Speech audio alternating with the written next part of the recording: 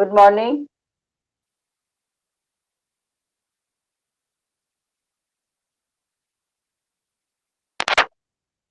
तो चलो मैं इसको शुरू करती हूँ। आज मैं तुम लोगों को गुड मॉर्निंग। आज मैं तुम लोग को जो यूनिट 1 है उसका जो टॉपिक है इसे नोट कर लो। ये बहुत इंपॉर्टेंट टॉपिक है। ये टॉपिक है तुम्हारा पर्यावरणीय समस्याएं और राष्ट्रीय पर्यावरण नीति। इसे नोट कर लो।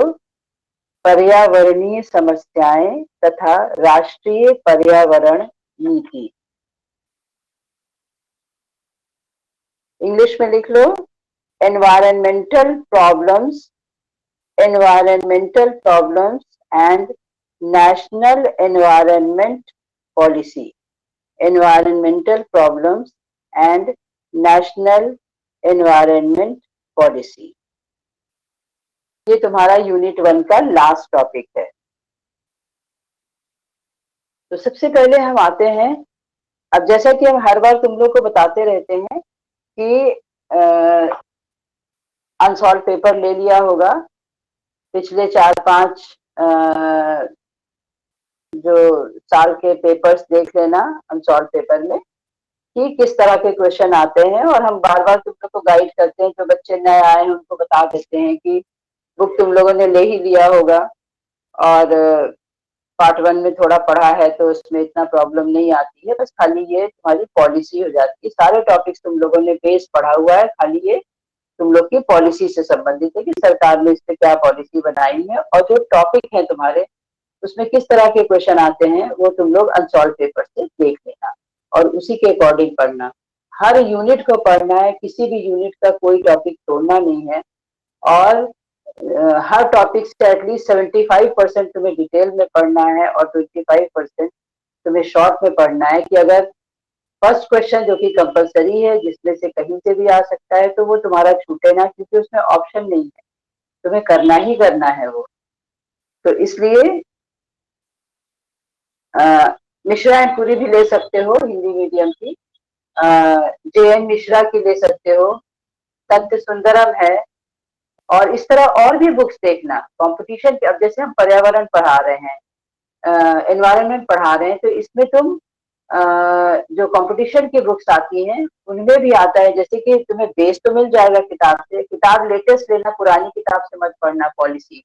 ये तो बहुत पुराने डेटा मिलेंगे तुम्हें, एटलीस्ट 15, 16, 17 तक के डेटा तुम्हें मिल जाए। बाकी तुम गूगल से ले लेना या कंपटीशन की बुक्स में से योजना वगैरह होती है वो सब से ले लेना, क्योंकि लेटेस्ट डेटा देना बहुत जरूरी है। ये पॉलिसी है कि क्योंकि सरकार पॉलिसी बनाती रहती है, पॉलिसीज में अमेंडमेंट करती रहती है, तो लेटेस्ट क्या पोजीशन है ये जानने के लिए बहुत जरूरी है कि जो कंपटीशन की बुक्स हैं या गूगल से या बेस हम बता रहे हैं उसके आगे डेटा कौन से रहेंगे, ये डेटा लेटेस्ट में लेना जरूरी। कई ऐसे प्रोग्राम्स पॉलिसीज है जिसको सरकार ने खत्म कर दिए हैं या उसमें चेंज कर दिया है या उसमें ऐड कर दिया है, तो ये सब लेटेस्ट चीजें आना बहुत जरूरी है। तो सबसे पहले हम एनवायरनमेंट पे आते हैं कि पर्यावरण या एनवायरनमेंट का क्या अर्थ होता है। तो पर्यावरण का अर्थ होता है मनुष्य के चारों तरफ पाए जाने वाले एक बाहरी वातावरण से। जैसे कह सकते हैं कि इंसान के जो चारों तरफ जो एक पाए जाने वाला एक जो इकोसिस्टम होता है, एक पारिस्थितिक तंत्र होता है, इकोसिस्टम जिसे हम पर्यावरण कहते हैं। तो जो ये इकोसिस्टम है इसमें दो चीजें आती हैं, एक फिजिकल एनवायरनमेंट और दूसरा बायोलॉजिकल एनवायरनमेंट। भौतिक वातावरण और जैविक वातावरण। भौतिक वातावरण का अर्थ होता है प्राकृतिक वातावरण से। तो प्राकृतिक वातावरण क्या होता है, जिसमें हमारी जो भौगोलिक स्थिति होती है, हमारी भूमि की संरचना कैसी है, हमारी जलवायु कैसी है, कैसा हमारा कितने खनिज हैं, हमारे वन कैसे हैं, फॉरेस्ट्री कैसी है, वन में रहने वाले जीव जंतु, समुद्र, नदी, झीलें, उनके अंदर रहने वाले जीव जंतु, पृथ्वी पे रहने वाले जीव जंतु, और ये सभी बातें भौतिक वातावरण में आती हैं। हम इसे प्राकृतिक वातावरण क्यों कहते हैं, क्योंकि ये सब हमको प्रकृति ने दिया है। तो ये प्राकृतिक वातावरण हो गया, इसमें मनुष्य की कोई भूमिका नहीं, ये नेचर ने हमको दिया है, इसको हमने बनाया नहीं है।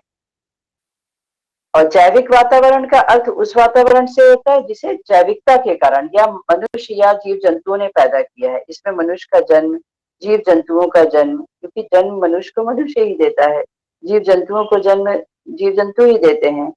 तो इस तरह से पर्यावरण से अर्थ प्रकृति के उस भौतिक और जैविक दोनों चीजों को शामिल करना, physical environment and biological environment.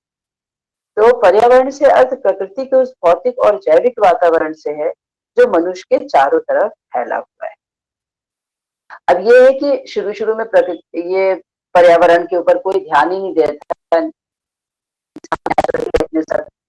Nature ने पैदा किया, नेचर ने जो फिजिकल एनवायरनमेंट दिया, उसी में जो बायोलॉजिकल मनुष्य आया, मनुष्य ने अपना नेचुरली जो प्रक्रिया होती है उसको पूरा किया और वो हमारे चारों तरफ है। लेकिन मनुष्य के जीवन के लिए पर्यावरण की सुरक्षा बहुत जरूरी है,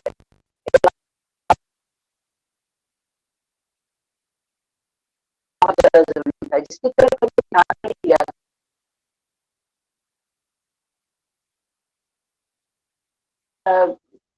ये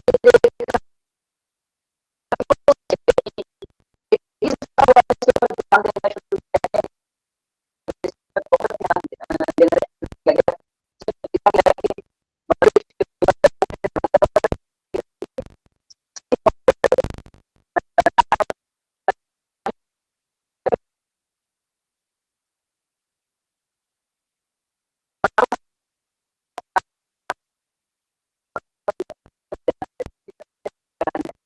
You are currently the only person in this conference.